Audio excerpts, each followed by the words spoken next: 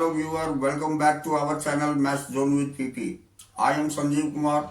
Today I want to provide you quick revision notes of class 12 chapter 6 that is molecular basis of inheritance.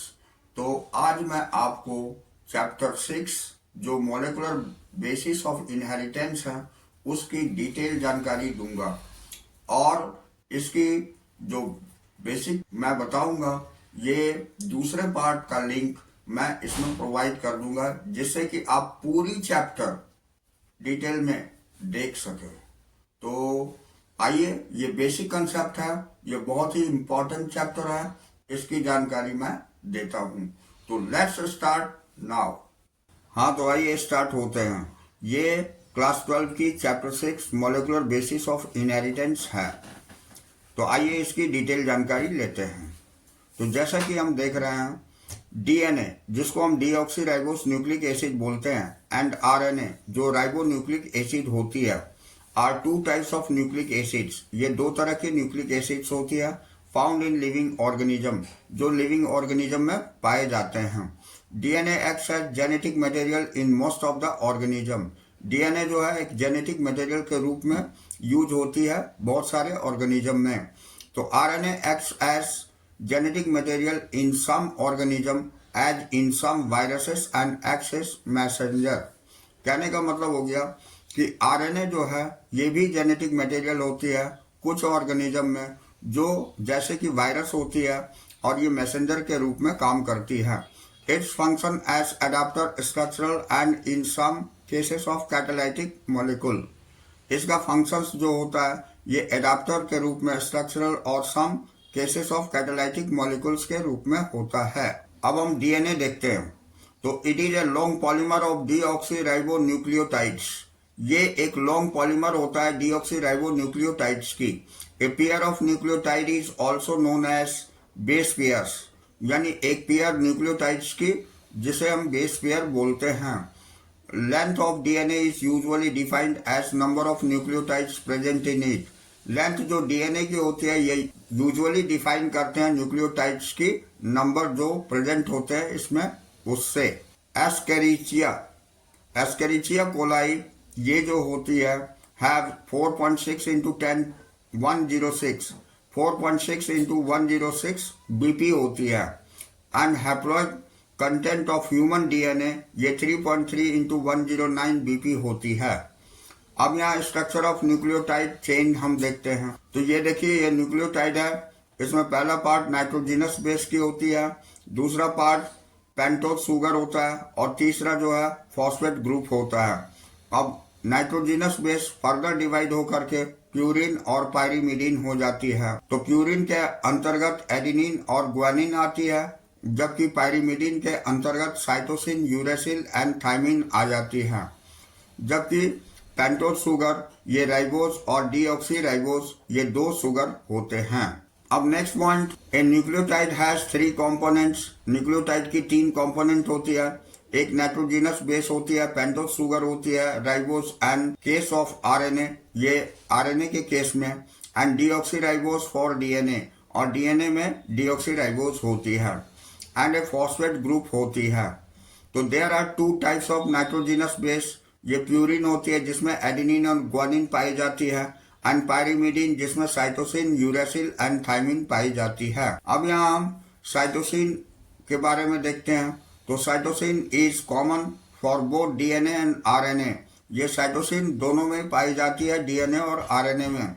And thymine is present in DNA और thymine DNA में present होते हैं। Uracil is present in RNA और uracil जो है ये RNA में present होती है at the place of thymine, thymine के प्लेस पर, जैसा कि यहाँ फिगर में दिखाई गई। तो अब हम देखते हैं ए पॉलीन्यूक्लियोटाइड चेन। तो a nitrogenous base is link to the pentose sugar with an glucosidic linkage to form a nucleoside. कहने का मतलब हो गया कि नाइट्रोजिनस बेस जो है ये लिंक होती है पेंटोस शुगर के साथ एंड ग्लाइकोसाइडिक लिंकेज के साथ जो बनाती है न्यूक्लियोसाइड्स को।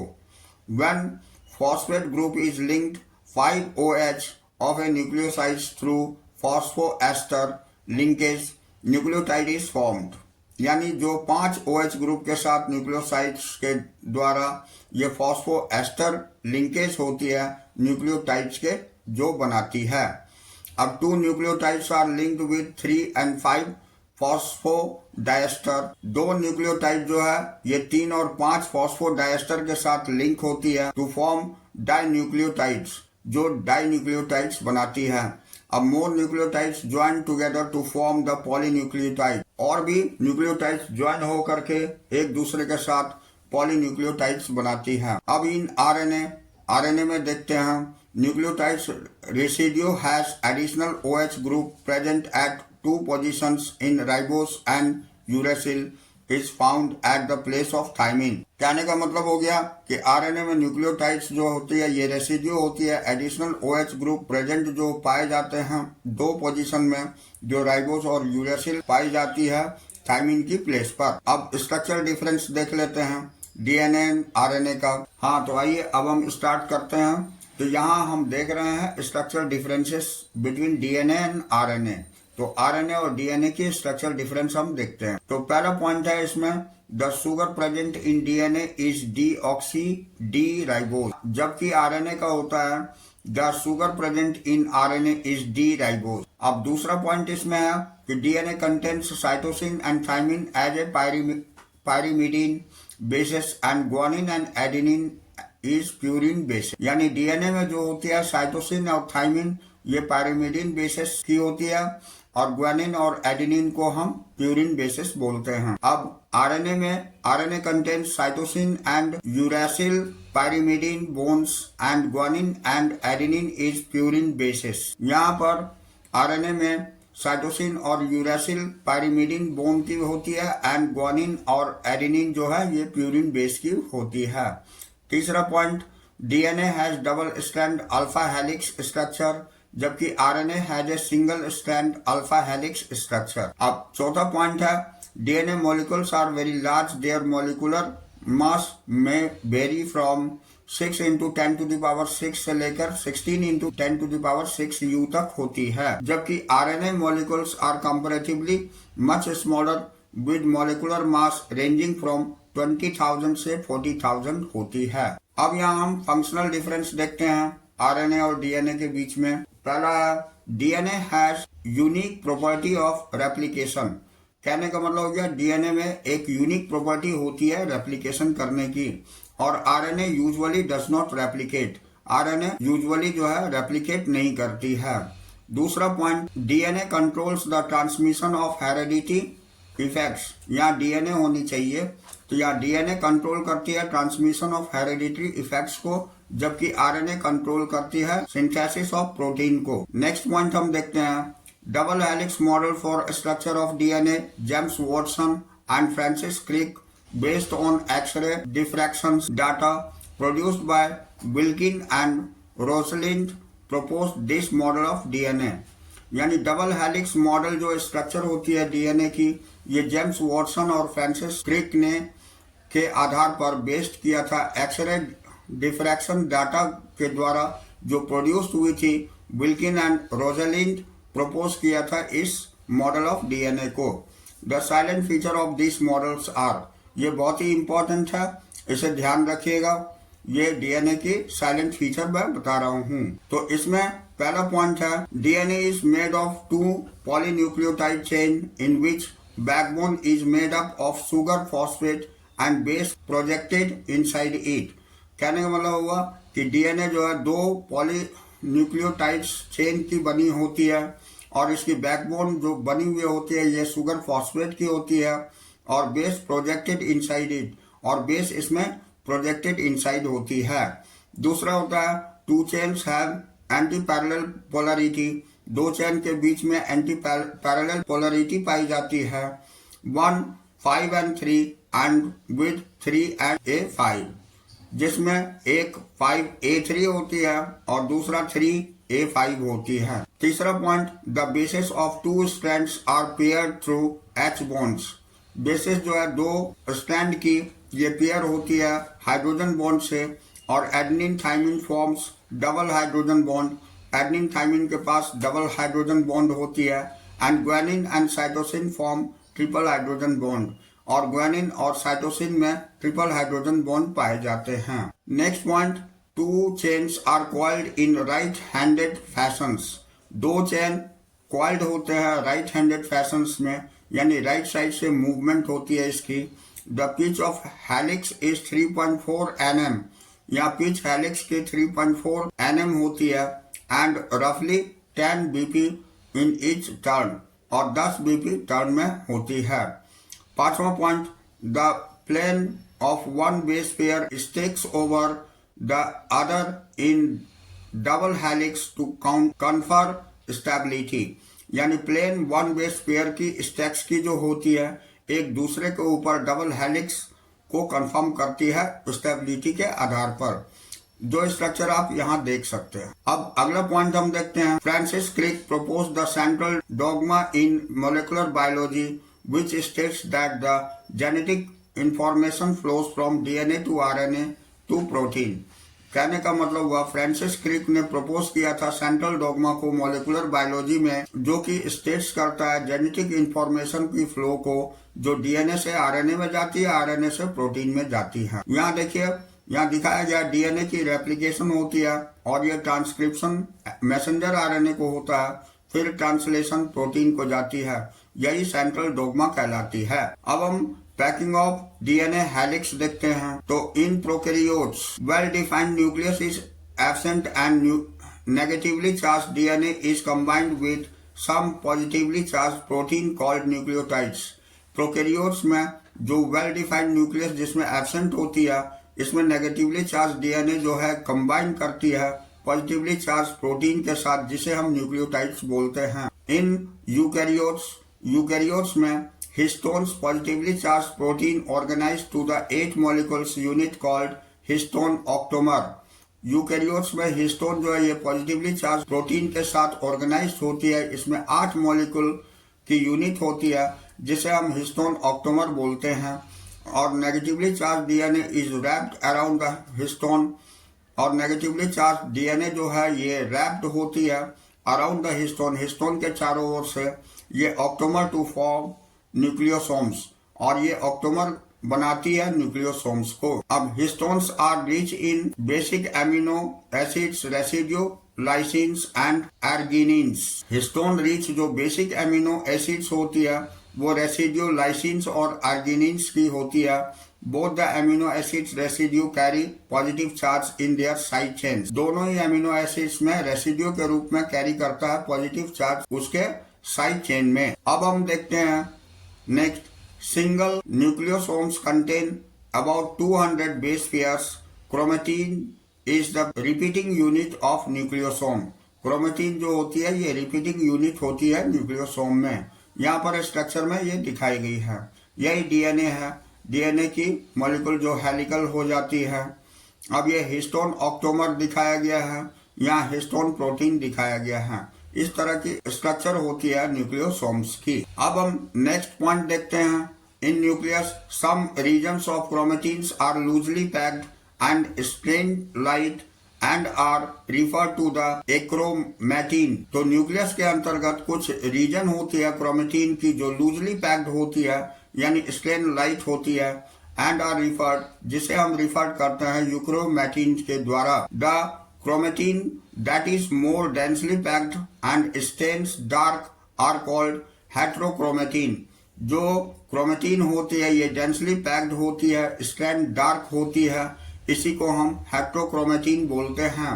अब euchromatin is transcriptionally active chromatin, यानी यूक्रोमेटिन जो होती है ये ट्रांसक्रिप्शनली एक्टिव क्रोमेटिन होती है, वेयर एज हेटेरोक्रोमेटिन इज इनएक्टिव, जहाँ हेटेरोक्रोमेटिन इनएक्टिव होती है। अब हम देखते हैं the search for genetic material. The search of genetic material के अंतर्गत ट्रांसफॉर्मिंग प्रिंसिपल ये फ्रेडरिक ग्रिफिथ ने 1928 में कंडक्ट किया था एक्सपेरिमेंट बैक्टीरिया पर। इसमें Streptococcus bacterium responsible for pneumonia, जो बैक्टीरियम रिस्पॉन्सिबल होती है न्यूमोनिया के लिए, उस पर ये एक्सपेरिमेंट की गई थी।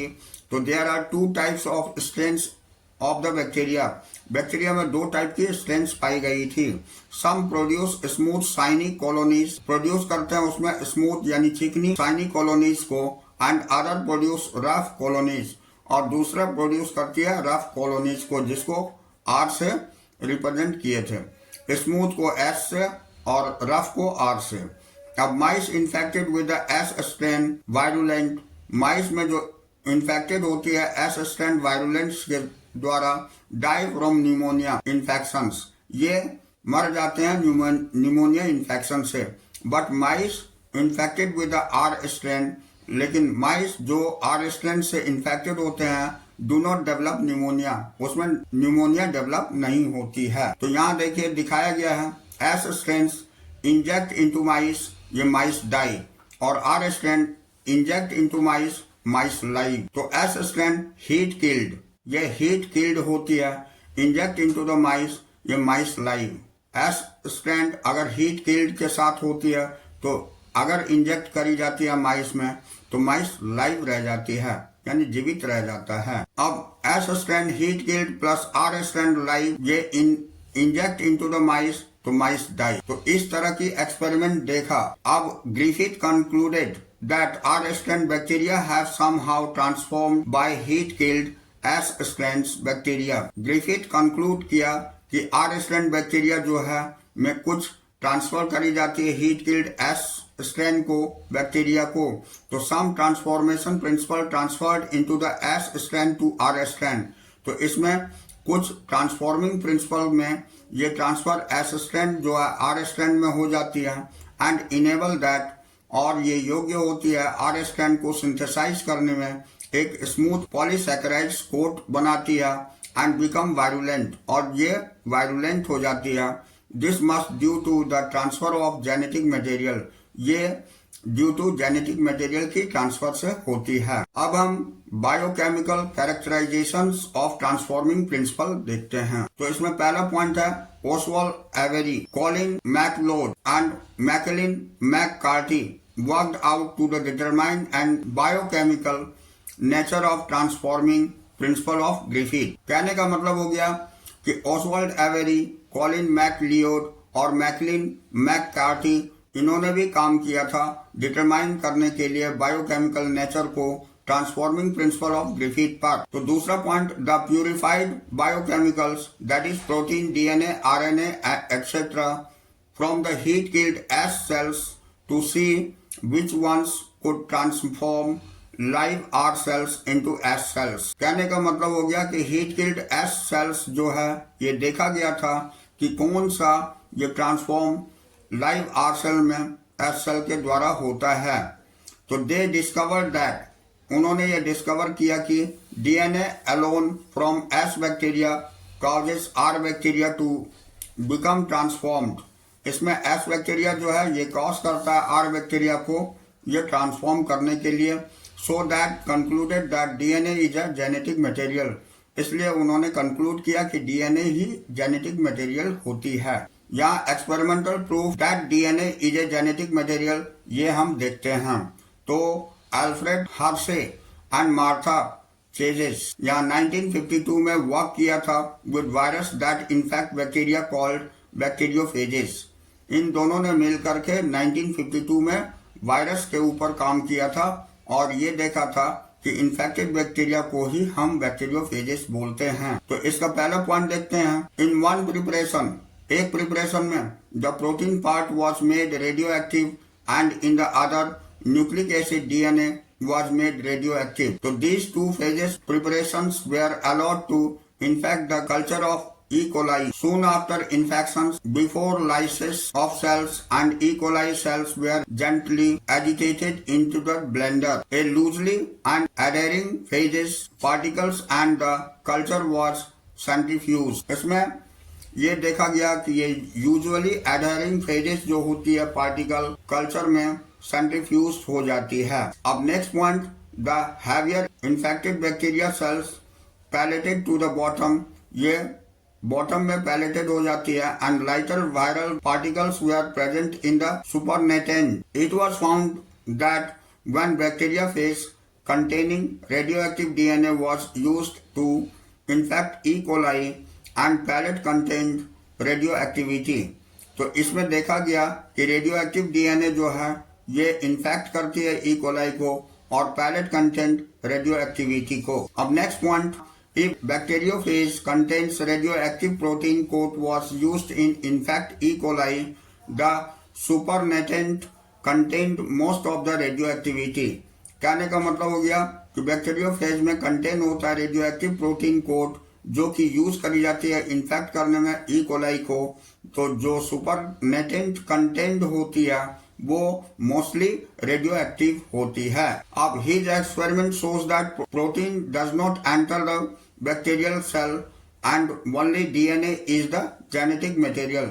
इस एक्सपेरिमेंट में ये शो किया गया कि प्रोटीन जो है ये नहीं एंटर करती है बैक्टीरियल सेल में, केवल डीएनए जो है ये जेनेटिक मटेरियल के रूप में शो होती है। अब यहाँ पर आपको दिखाया गया, ये आप फिगर में देख सकते हैं। इसमें ये इन्फेक्शंस दिखाया गया पहले में, दूसरे में ब्लेंडिंग दिखाया गया, तीसरे में सेंट्रीफ्यूगेशन दिखाया गया और ये रेडियो एक्टिव डिटेक्टेड सुपरनेटेंट है और यहाँ no radioactivity detected to the supernatant है, तो ये दिखाई जाती है। अब हम प्रॉपर्टीज ऑफ जेनेटिक मटेरियल देखते हैं। तो इसमें पहला पॉइंट होता है it should be able to generate its replica, यानी रेप्लिकेशन होती है। दूसरा पॉइंट है it should chemically and structurally be stable, ये स्टेबल होती है। तीसरा पॉइंट है it should provide the scope for slow change, यानी mutations that are required for evolution, ये म्यूटेशन के लिए रिस्पॉन्सिबल होती है जिससे कि इवोल्यूशन होने की चांसेस होती है। चौथा पॉइंट है it should be able to express itself to form the Mendelian characters, ये एबल होती है एक्सप्रेस करने के लिए मेंडेलियन कैरेक्टर्स को। तो ये चार प्रॉपर्टीज थी जेनेटिक मटेरियल की। अब नेक्स्ट पॉइंट हम देखते हैं, DNA is chemically less reactive but structurally more stable to compare to RNA, so DNA is better genetic material, यानी डीएनए केमिकली जो है ये लेस रिएक्टिव होती है और स्ट्रक्चरली मोर स्टेबल होती है ये आरएनए के कंपैरिजन में, इसीलिए डीएनए एक बेटर जेनेटिक मटेरियल होती है। अब RNA used as a genetic material as well as catalyst and more reactive so less stable, therefore DNA is evolved from RNA, यानी आरएनए यूज जो करी जाती है जेनेटिक मटेरियल में कैटलिस्ट के रूप में और ये ज्यादा रिएक्टिव होती है और लेस स्टेबल होती है, इसलिए डीएनए जो है ये इवॉल्व होती है आरएनए से। अब हम रेप्लिकेशन ऑफ डीएनए देखते हैं। तो यहाँ दिया हुआ है रेप्लिकेशन ऑफ डीएनए में Watson and Crick suggested that two strands of DNA separate from each other and act as templates for synthesis of new complementary strands. After the completion of replication each DNA molecule would have one parental and one newly synthesized strand. This method is called, इसे हम semi conservative रेप्लिकेशंस कहते हैं। तो ये Watson and क्रिक साहब ने strand, ये दो स्ट्रैंड ऑफ डीएनए में सेपरेट करने के लिए एक दूसरे को ये टेम्पलेट यूज किया था सिंथेसाइज करने के लिए न्यू कॉम्प्लीमेंट्री स्ट्रैंड्स को। तो आफ्टर कंप्लीशन, इसे कंप्लीट करने के बाद रेप्लिकेशन डीएनए मॉलिक्यूल की जो हुई थी ये पेरेंटल से एक न्यू सिंथेसाइज्ड स्ट्रैंड के रूप में हो गई थी। इस मेथड को ही हम सेमी कंजर्वेटिव रेप्लिकेशन बोलते हैं। अब हम देखते हैं मैसेल्सन एंड साल shows experiment evidence of semi conservative replications by growing E. coli, यानी मैसेल्सन और साल ने शो किया था एक्सपेरिमेंटल एविडेंस को जो सेमी कंजर्वेटिव रेप्लिकेशन हुआ था ये ग्रोइंग हुई थी ई कोलाई के द्वारा on nutrient media containing nitrogen salt. इसमें न्यूट्रिएंट मीडिया के रूप में जो कंटेन करती है नाइट्रोजन साल्ट को, दैट इज 15NH4Cl, ये labelled with radio active 15N, इसको हम 15N से लेबल करते हैं। अब next point, 15N was incorporated into both the strands of DNA and such as DNA was heavier than the DNA obtained from E. coli grown on the medium of containing 14N।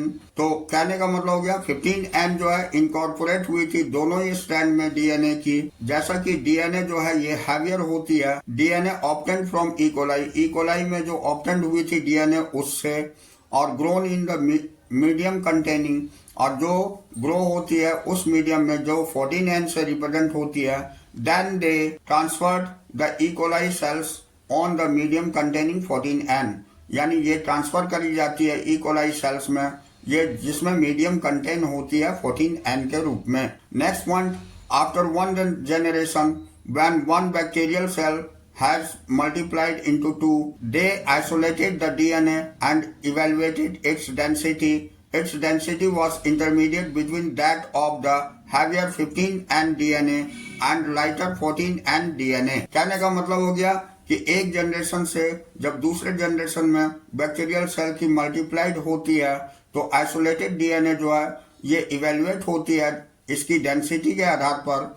इसकी density जो होती है intermediate होती है, यानी कि बीच में होती है, ये हैवियर डीएनए 15N डीएनए और लाइटर 14N डीएनए के बीच में। अब this is because the during replication new DNA molecule with the 15N old strand and a complementary 14N new strands was formed. ये कारण होती है रेप्लिकेशन के दरमियान नए डीएनए मॉलिक्यूल और जो कि 15N ओल्ड स्ट्रैंड और नए जो होते हैं 14N न्यू स्ट्रैंड के बीच में ये कॉम्प्लीमेंट्री होती है। सेमी कंजर्वेटिव रेप्लिकेशन इसे हम बोलते हैं। And so its density is intermediate between them, इसीलिए इसकी डेंसिटी जो है इन दोनों के बीच में होती है। अब हम रेप्लिकेशन देखते हैं। तो replication of DNA requires enzyme DNA polymerase that catalyst the polymerization in one strand 5A3 only after unwinding with the help of helicase enzyme. So replication is one strand is continuous and the other strand it is discontinuous to the synthesized Okazaki fragments that are joined together by enzyme DNA ligase. कहने का मतलब हो गया कि replication DNA की require होती है enzyme DNA polymerase के द्वारा, जो कैटलिस्ट के रूप में पॉलीमराइजेशन में होती है इन वन स्ट्रैंड, एक स्ट्रैंड में जिसको 5A3 होती है, ओनली आफ्टर अनवाइंडिंग, जब ये अनवाइंडिंग होती है with the help of helicase enzyme, helicase enzyme के मदद से। So replication is one strand is continuous, तो एक स्ट्रैंड की रेप्लिकेशन कंटिन्यूअस होती है and the other strand is discontinue, और दूसरे स्ट्रैंड की डिसकंटिन्यू होती है। ये सिंथाइज करती है ओकाजाकी फ्रेगमेंट्स को जो ज्वाइंट होती है टुगेदर एंजाइम डीएनए लाइगेज के रूप में। हाँ, तो अब हम देखते हैं difference between leading and lagging strands for DNA replication, यानी डीएनए रेप्लिकेशन के बीच में जो लीडिंग स्ट्रैंड होते हैं और लैगिंग स्ट्रैंड होते हैं उसका डिफरेंस देखेंगे। तो आइए, ये लीडिंग स्ट्रैंड है और ये लैगिंग स्ट्रैंड है, इसकी डिफरेंस देखते हैं।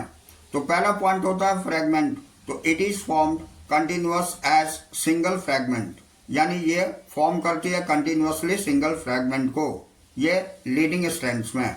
अब लैगिंग स्ट्रैंड्स में in the beginning it is formed in the form of small fragments called Okazaki segments, यानी शुरुआत में ये फॉर्म करती है एक स्मॉल फ्रेगमेंट्स को जिसे हम ओकाजाकी सेगमेंट्स बोलते हैं, ये लैगिंग स्ट्रैंड में होती है। दूसरा पॉइंट डीएनए प्राइमर, तो it requires only the primer to initiate the growth, यानी ये लीडिंग स्ट्रैंड्स में ये रिक्वायर होती है प्राइमर को जो इनिशिएट होती है ग्रोथ के लिए। और लैगिंग में every fragment requires separate RNA primer to initiate, यानी प्रत्येक फ्रेगमेंट रिक्वायर करती है सेपरेट आरएनए को प्राइमर को इनिशिएट करने में। अब तीसरा पॉइंट देखते हैं डीएनए लाइगेज, तो नॉट रिक्वायर्ड, ये रिक्वायर्ड नहीं होती है, जबकि इसमें required to join DNA fragments, इसमें आवश्यकता होती है डीएनए फ्रेगमेंट्स को ज्वाइन करने के लिए। डायरेक्शंस ऑफ ग्रोथ यहाँ 5 से लेकर 3 में होती है, जबकि ऑफ कंप्लीट स्ट्रैंड की ये 3 से 5 में, हाउएवर द ओकाजाकी फ्रेगमेंट्स में ये 5 से 3 में होती है। तो इस तरह हमने ये डिफरेंस देखा लीडिंग और lagging strands of DNA replication की। तो आज हम क्लास ओवर यहीं करते हैं। नेक्स्ट जो इसके रिमेनिंग पार्ट्स हैं वो हम नेक्स्ट क्लास में कंटिन्यू करेंगे। तो that's all for today, we will meet again on the next class.